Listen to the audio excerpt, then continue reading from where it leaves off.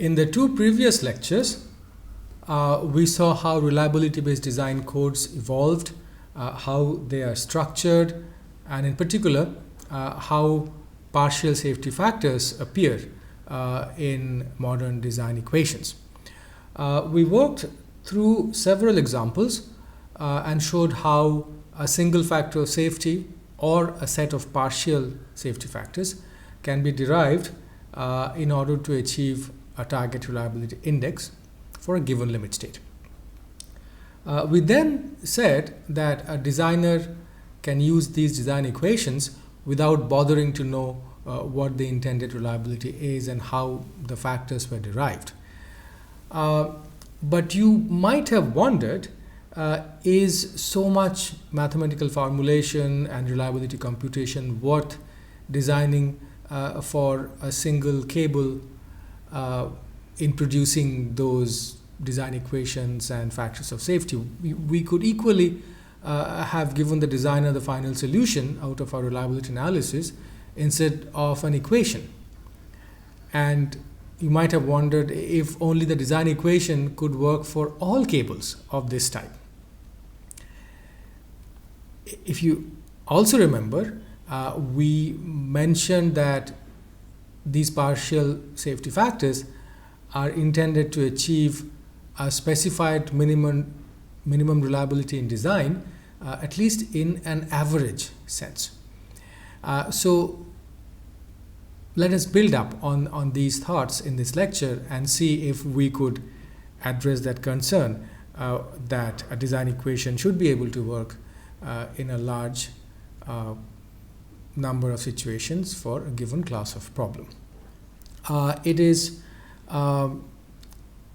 It's helpful if we start with an example, and we will pick up the same example that we solved last, this 4 random variable cable reliability problem, in which there were 2 loads, and we went through a form exercise, first order reliability method, and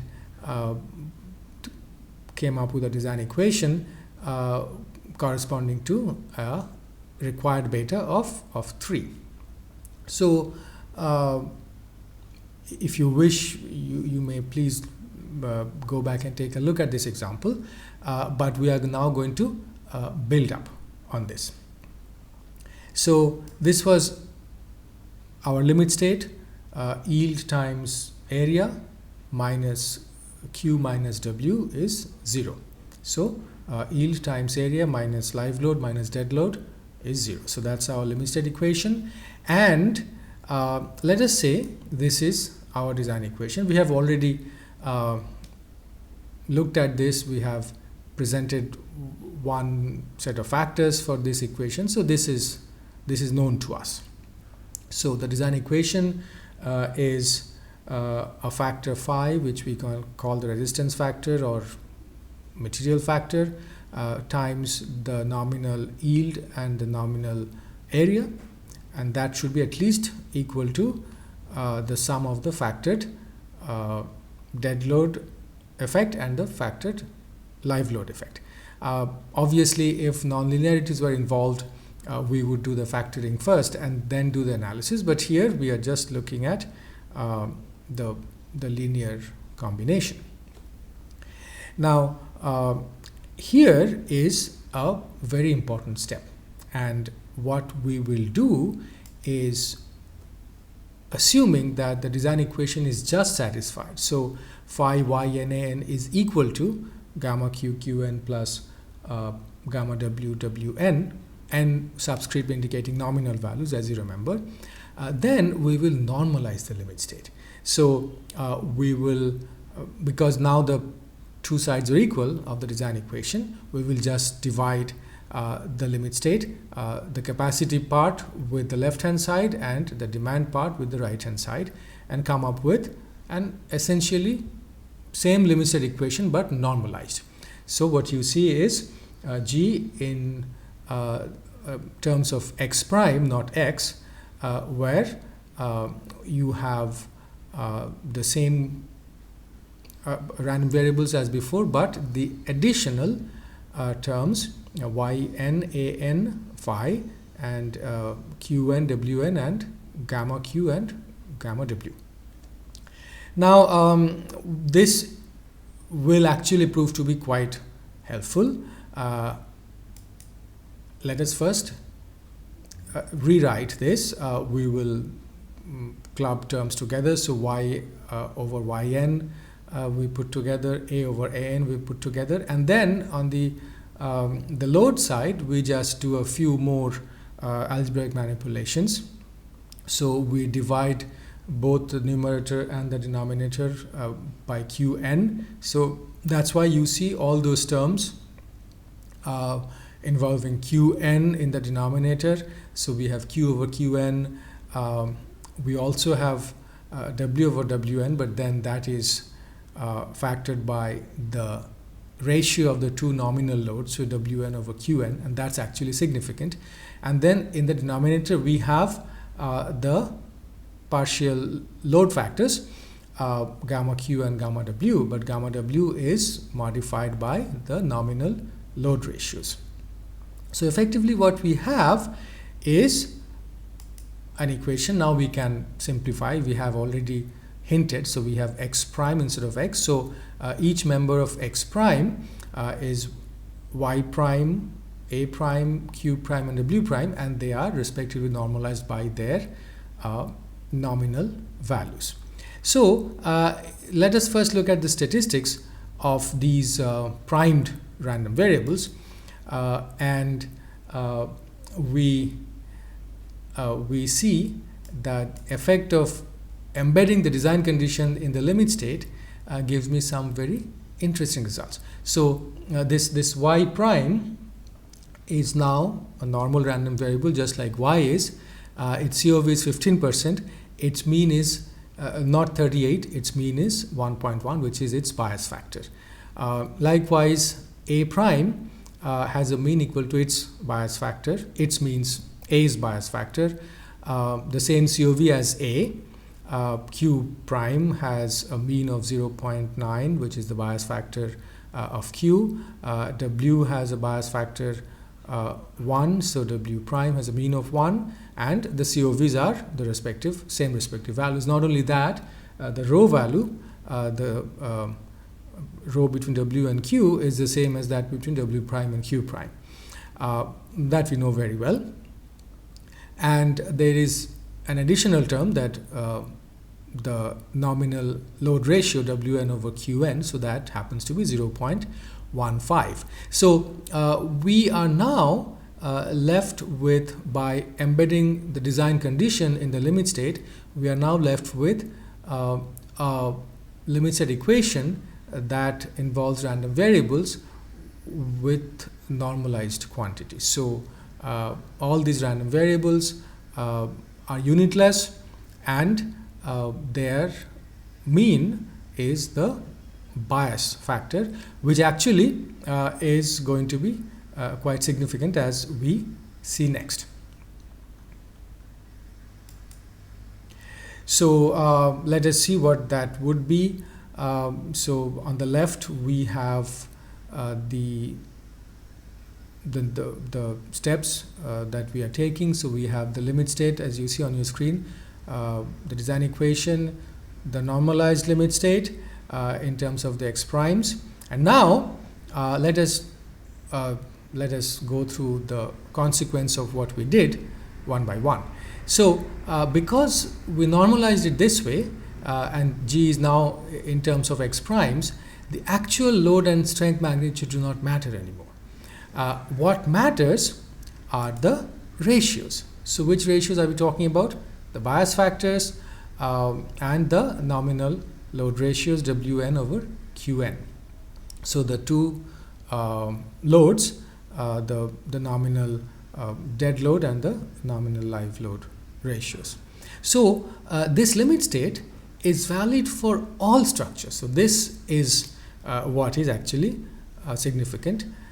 It's valid for all structures of the same type under quotations. So what do we mean by that? We mean that, as I have circled in green at the bottom, an yield strength which is normally distributed, whose mean is 1.1 times its nominal. It doesn't matter what the actual mean is. It could be 38 ksi as we had before. It could be 60 ksi. As long as its bias is 1.1 and uncertainty, the COV is still 15%, this limit state would work. The same goes for A prime.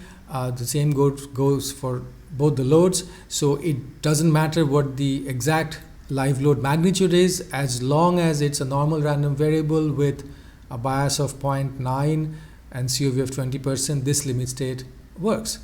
And most importantly, or not most importantly, equally importantly, it doesn't matter what the absolute magnitude of the loads are or the mean loads are, as long as the nominal ratio is Wn over Qn is 0.15, this limit state would work. So that's why I said that this limit state is valid for all structures of the same type. So now if this limit state gives a certain set of factors, we could start hoping that it could work for all cables or all structures which has this same type as I described. So to put these things together, let us now explicitly talk about the probability of failure and reliability. So the probability of failure is P of Gx prime less than 0, just like any limit state, and that can be given in terms of all the phi, gamma, and gamma q and gamma w numbers, and the statistics of the prime quantities and the load ratio, the nominal load ratio. And so we know that there are we have used many tools to estimate this PF. We could use form, we could use Monte Carlo simulations, we could use importance sampling. We could do more if we had more tools, but we know how to find this PF. So if we know PF, we can take the phi inverse of that and come up with a reliability index, which is a function of the partial safety factors, the Wn over Qn, and all the statistics of the x prime. So what you see, that vector theta in the end is basically all the statistics of the x primes. So we can now find this beta whether through form, as I said, or any other means, and we would need to do a phi inverse if our target has been given in terms of a beta value. So then the question which would come next is, so this reliability index that we now can find, and we already have obtained the design equation for this cable where the phi factor was 0.62, the gamma factors were 1.17 and 1.01, as we did in the last lecture.